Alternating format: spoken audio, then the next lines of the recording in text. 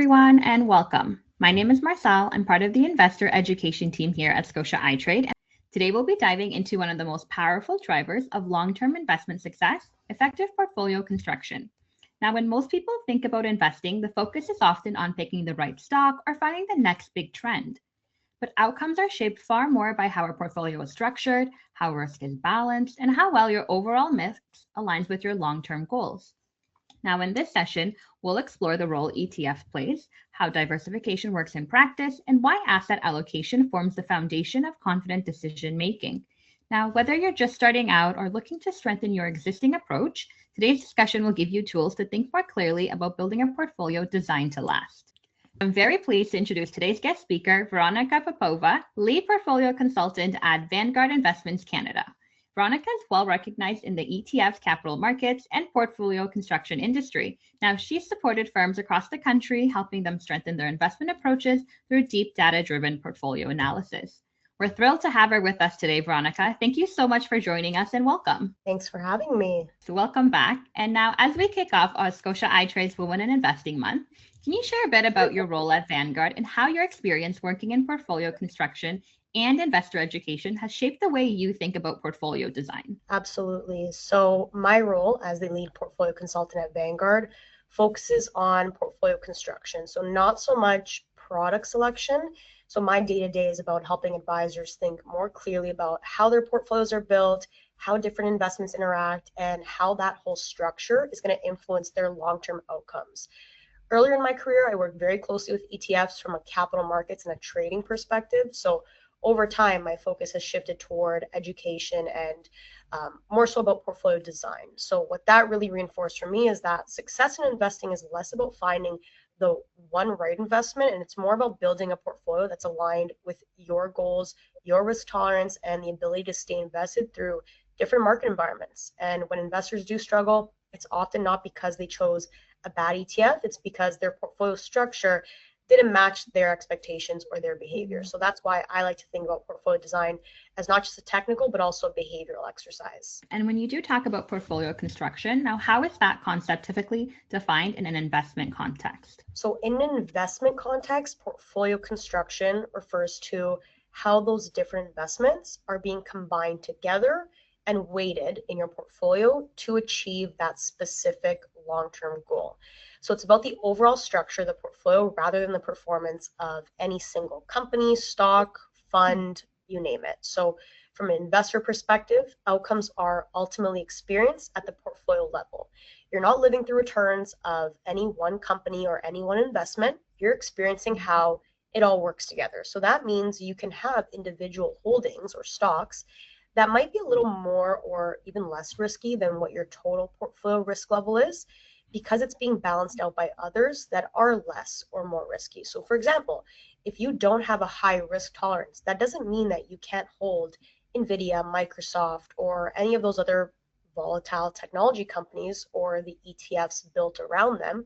You might just hold a smaller weight and balance it out with high quality dividend paying companies or fixed income, or again, ETFs that are based on companies like that. So the goal of portfolio construction really is to balance risk, return, and get diversification in a way that's going to align with your overall time horizon and goals. And that strong structure is going to help set expectations and support your decision making that much better, especially during this volatility, which we're seeing a lot of now as well. And now, why is portfolio structure often discussed separately from individual investment selection? So portfolio structure, we talk about it separately because over the long run, it tends to explain the majority of investment outcomes. It's really what's driving your investment return, your performance, what you're actually seeing a lot more than individual stock picking, or another one is short-term market timing.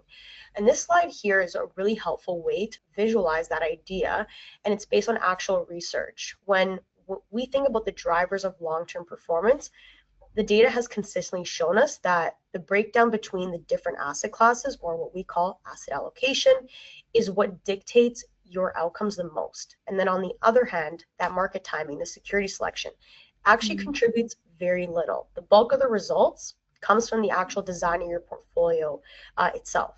So the takeaway for investors isn't that stock selection doesn't matter at all. It's that the structure matters first and foremost. So when you separate portfolio design from individual stock picking, investors are a lot more encouraged to prioritize that balance, the diversification, before focusing on the smaller, more tactical decisions. And again, that's going to reinforce discipline. And that's really the result that we're trying to instill in investors. If most of your long-term experience comes from how your portfolio is built, not from reacting to headlines or trying to time the markets or following up or researching one specific company, it's way easier to stay invested through volatility because that well-constructed portfolio is going to work across different environments, not just the one that we're in today. And I know I also mentioned how individual stocks might be risky on their own, but when you combine them thoughtfully with other different stocks or different assets, that's going to improve the balance. But on the other hand, owning too many similar stocks or ETFs can also unintentionally tilt a portfolio heavily toward one sector, one region, or risk factor. So once your portfolio construction foundation is in place, those individual investments can be evaluated in a broader context, not just based on how they've been performing recently, but again, if they support the overall objective of your long-term success. And then when we look at it at an educational standpoint, what role have ETFs played in shaping how modern portfolios are commonly built and discussed today? ETFs have had a very major impact on how portfolios are built and used, especially for self-directed investors. So everyone on the line, they've made it that much easier to access investing, access broad markets and asset classes in a very simple, transparent, and cost-efficient way. The construction of them, the fact that they hold a bunch of different companies or bonds is very similar to mutual funds, which were already popular, still are popular and familiar with a lot of investors, and they're still being used, but it's the ease of trading, the real-time pricing, and the optionality that has made ETFs the go-to for DIY investors. And you can just tell by the flows into them year over year on your slide here. From an education standpoint, this accessibility has shifted the conversation away from buying and researching individual stocks or companies toward asset allocation and portfolio framework. So instead of people asking now, what stock should I buy? Investors are more often asking, how should I structure my portfolio? Or how much should I have in Canada? How much should I have in US? They're thinking a lot more broadly, and they're not doing the research of individual companies. So ETFs have really helped standardize that approach, but also the language around portfolios. When you can use a single ETF to represent an entire market, sector, or asset class, it becomes a lot easier and more common to be talking about balance, diversification, and long-term strategy in a more consistent and easy to understand way. And then when we discuss what characteristics of ETFs make them commonly used as components within diversified portfolios. So one of the key characteristics of ETFs is that built-in diversification. So a single ETF can hold dozens, hundreds, or even thousands of stocks or bonds. And that's going to help reduce individual stock risk within a portfolio. As I mentioned, ETFs are also generally cost efficient. They're easy to trade. That also makes them very practical building blocks, not just for self-directed DIY investors, but we have a lot of institutional clients as well that are using the same products. And their transparency is just another important feature of why they become so popular, not just with DIY, but also institutional investors, because they can more clearly see what they own and what exposures they're taking. You can also buy separate US, Canadian, international-based ETFs and construct a portfolio yourself in that way. Or you can take it one step further, get a little bit more technical, a little bit more customized, and you can express opinions on certain markets or sectors that you have opinions on by buying, let's say, technology, healthcare, or bank ETFs. So you don't have to research one specific tech company or one specific bank. You can just buy a bank ETF or a technology ETF. Another characteristics of ETFs that can be used in diversified portfolios, you can also buy one ticket solutions or fund of funds that we call them that hold different ETFs for you. And you can pair that with some individual companies that you might really want to have, or like I mentioned, specific ETFs that result in a similar outcome. So you can use that asset allocation or fund to fund ETF, and that one ETF is going to hold that US, Canadian, international ETF for you, and then you can combine it with some other exposures that you're interested in having and building out your portfolio that way. So all that being said, all of these characteristics is what makes ETFs so well suited for constructing portfolios in a very scalable way without unnecessary complexity of doing that individual stock or bond research that many investors used to do years ago. Okay. And then Veronika, at a high level, how do broad ETF categories such as equity, fixed income, or thematic ETFs differ in terms of their role within portfolio structure? So different ETF categories obviously play different roles within a portfolio. So a bit of a refresher on, I guess, what an equity and what a fixed income is. And I'm sure you've had many other webinar segments that have went through the basics like this. Equity ETFs, they hold company stock. They're typically used to drive long-term growth, but they do also come with higher volatility. You all know the phrase, higher risk, higher return. Fixed income ETFs, they hold bonds, and they often play a stabilizing role by reducing the volatility and provide income, especially during periods of market stress. So the return on those is a lot lower than what's expected from equities, but you're getting lower volatility for that. So those two different asset classes and the characteristics that go along with them is what's used to kind of create a portfolio. So investors usually combine these two to create balanced portfolios that are geared toward their own risk tolerance. So some of you may have heard of the 60-40. That just means 60% equity, 40% fixed income. Something like 100% equity or an 80-20, that aligns with someone with maybe a younger client, maybe someone with higher risk tolerance, someone that wants that capital appreciation, that growth. They don't have any near-term cash needs like buying a house or a car, whereas a 40-60 or a 30-70, that's more for conservative investors, maybe retirees seeking income. Then you also have thematic or more specialized ETFs, as I mentioned, the ones that are specifically based on certain sectors or styles of companies. Those are branches of equity ETFs, but they're usually used more selectively. So as I mentioned, they're allowing investors to express specific views or interests or get greater, more concentrated exposure to a certain area of the market. But they tend to be less diversified, more volatile because they're more concentrated. They're based on a less number of companies. They're often better suited as smaller allocations. So by combining different categories, investors can build portfolios that reflect different objectives, whether that's capital preservation, balanced growth, or even higher risk and return. Now, when diversification comes up in portfolio discussion, what different dimensions are investors typically referring to beyond simply holding multiple ETFs? So diversification goes well beyond just holding multiple ETFs. I kind of touched on this in an earlier question, but the true diversification involves actually spreading exposure across different asset classes, regions, sectors, and investment styles. So it's also about how those investments interact with one another. So the key question isn't how many holdings you have, but whether those holdings behave differently in various market environments. If everything moves in the same direction at the same time, the diversification benefit is going to be pretty limited.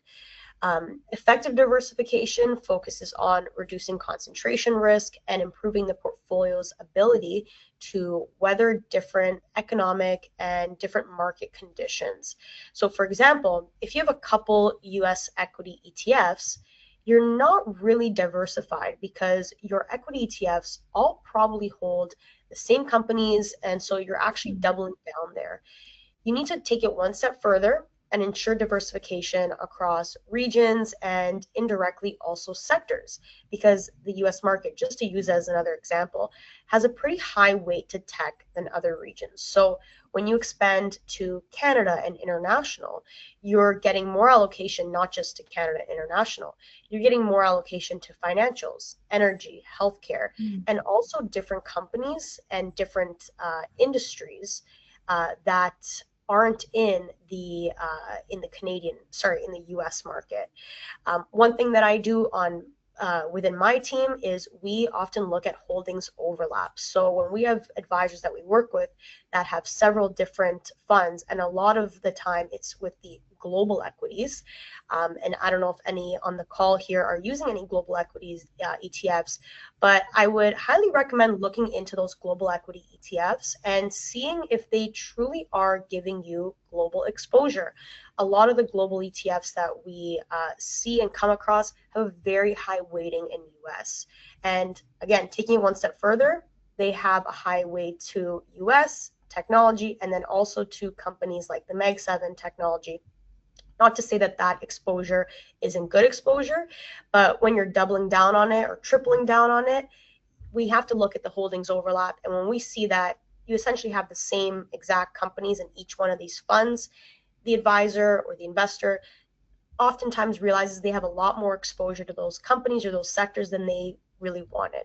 So then we assist them with looking for a strategy that does provide them with their diversification, gives them more exposure to international, gives them more exposure to companies outside of technology. And the reason I use that as an example is that's something that's been coming up a lot in conversations.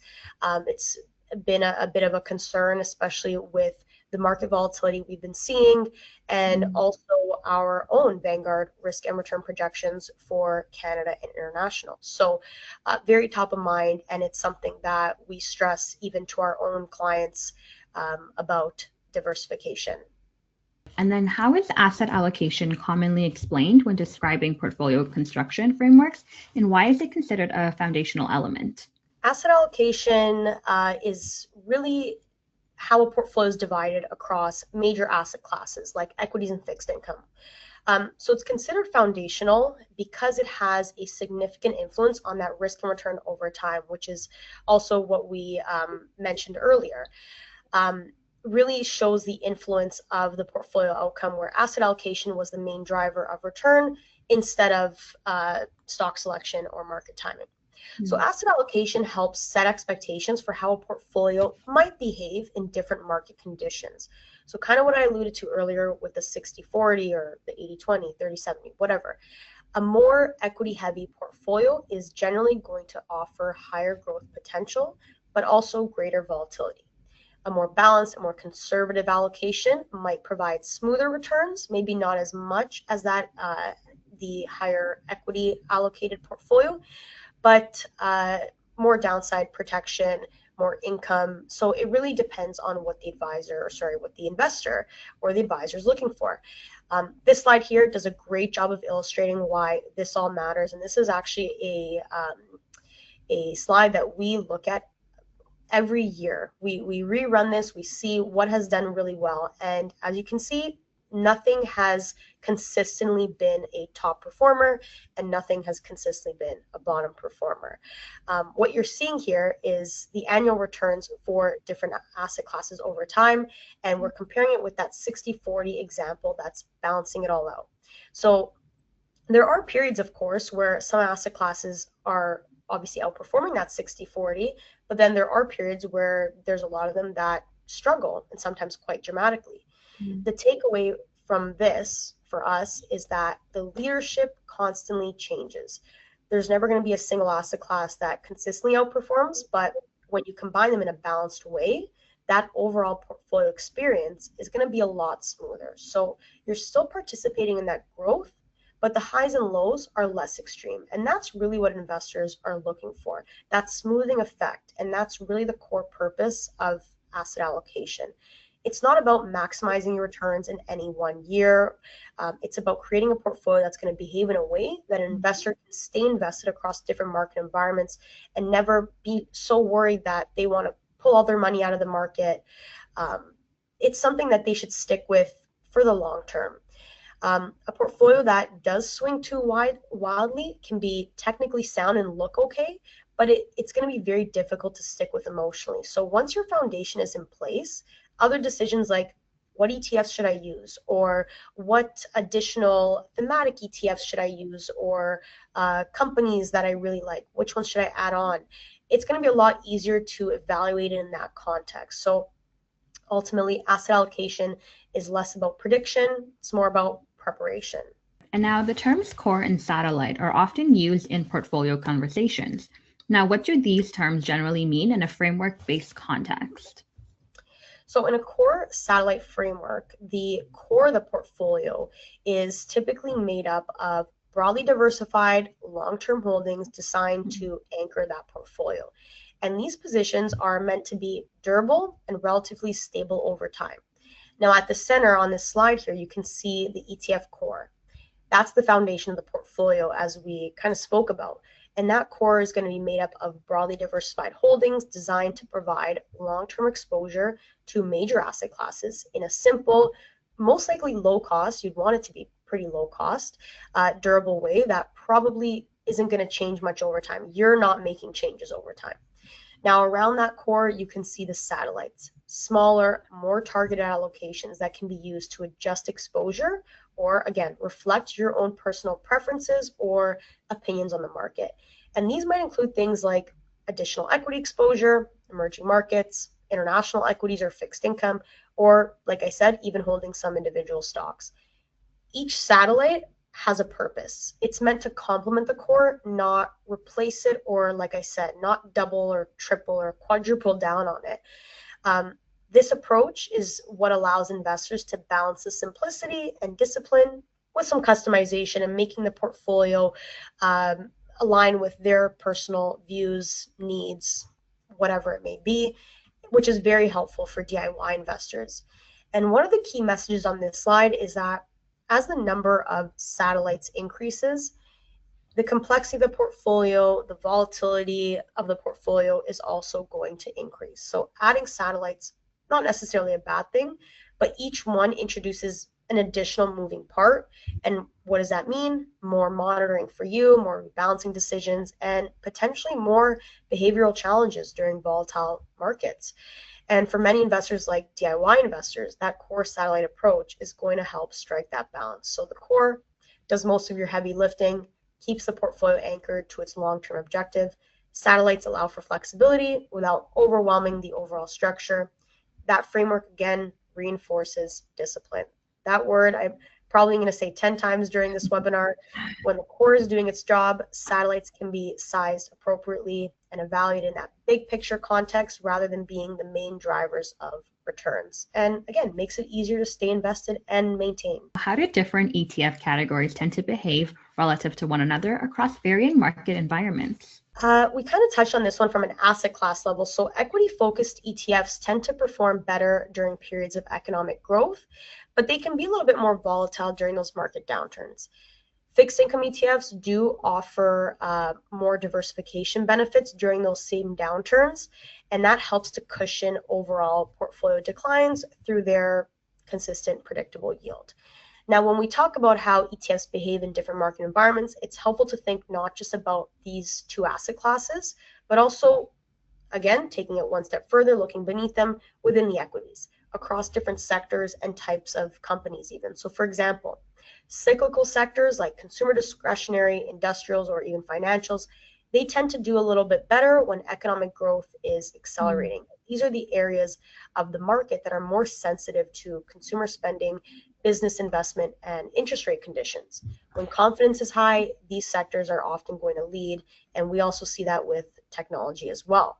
On the other hand, defensive sectors like consumer staples, utilities, or healthcare, those are usually holding up a bit better when growth is slowing, uncertainty rises, volatility is high, fear is high. These companies are providing essential goods and services that people are going to continue using regardless of what's happening in the economy. And that can actually make their earnings more resilient during downturns. You also see differences at the company level. Growth-oriented companies like tech companies might benefit more when interest rates are falling and investors are willing to pay for future earnings. What might happen in the future, they might not be earning a lot today. You're paying for the potential for growth. Value-oriented companies often perform a bit better when rates rise or inflation becomes a concern, especially dividend-paying companies. Those are associated with higher quality. Now, the key takeaway again is that diversification isn't just about owning multiple ETFs, it's about owning different sources of risk and return. When different parts of a portfolio respond differently to changing conditions, that's what's going to smooth your overall experience. So by combining these different categories, portfolios can experience smoother returns across different environments. And the goal isn't to eliminate volatility. You're not going to completely remove any downside, right? It's just that you're going to be able to manage it in a way that supports long-term investing. And that's why diversified portfolios include a mix of asset classes, mix of sectors, regions, and company types. You're not trying to predict what's going to outperform next. You're building a portfolio that includes kind of everything. And we actually have a saying at Vanguard, why buy the needle when you can buy the haystack? When investors review a portfolio structure, what types of high-level characteristics or metrics are commonly used to describe how a portfolio is built? Well, at a high level, investors do often look at that asset allocation to understand their portfolio risk and return profile. So kind of what I spoke about with that 60-40, 80-20, 30-70, that breakdown alone tells me a lot about an investor's risk tolerance and what their structure is like. Geographic and sector exposure also helps identify where that growth and risk is coming from, and if there's a lot of concentration or overlap in one area of the market. So kind of what I spoke about earlier, where you can have a lot of different equity ETFs, and so can the next person, but you might be heavy in technology, the other person might be super heavy in Canadian banks. So even though you're both let's say 100% equity, the portfolios look very different. So look at your sectors, look at your regions as well. Investors also often assess cost. It's a very important and often overlooked part of owning ETFs or mutual funds, particularly in portfolios where you're not doing stock picking. And fees might seem small in isolation, but over the long-term time horizon, they have very meaningful impact. And cost is one of the few variables that you as an investor can actually control with certainty. Other commonly referenced characteristics include whether the portfolio is oriented toward more growth or income, and then how much volatility an investor should reasonably expect.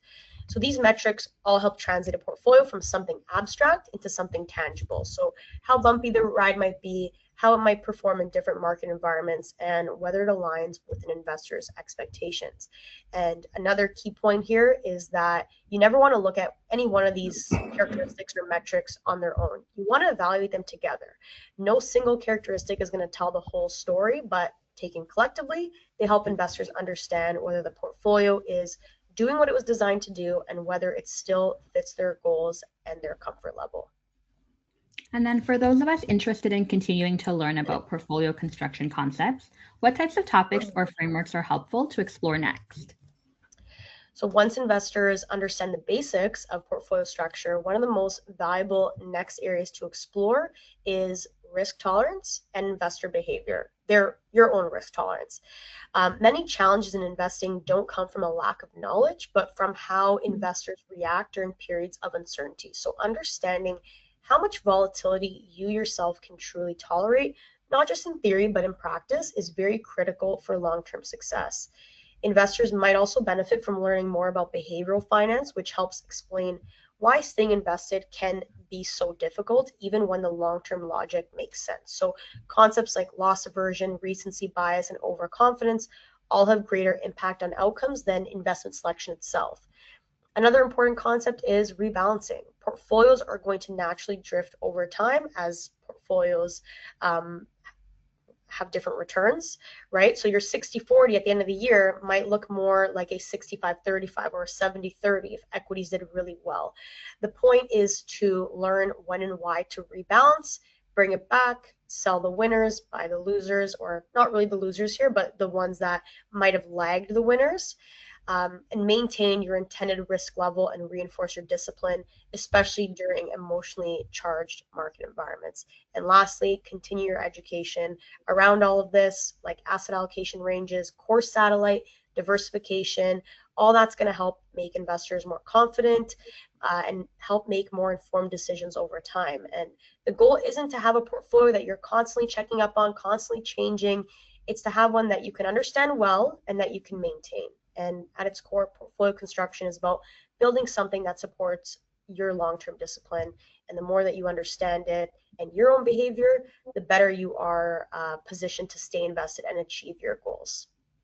Thank you, Veronika. Now that brings us to the end of today's session. A big thank you to all of you for joining us, and of course to Veronika for sharing such valuable insights on modern portfolio construction and the role that ETFs can play in building long-term resilient strategies.